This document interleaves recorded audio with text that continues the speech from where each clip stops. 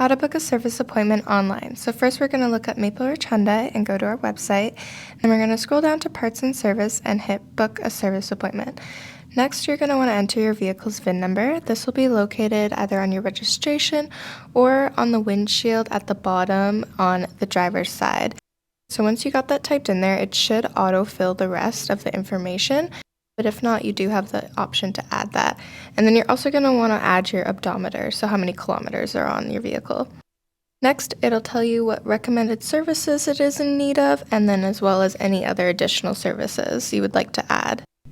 There's also an Other Services box here at the bottom where you can add any extra things that you don't see here. For example, you can add a detail package. So you can check the little boxes of all the services you would like and then press Next. And then it'll show you the available times. So about next week, there are quite a few time slots available. You can select one that works best for you. If you don't see one that works for you, feel free to call the store. It all depends on how urgent you need the service, but if you would like to call, that is an option to see if there's any other available times.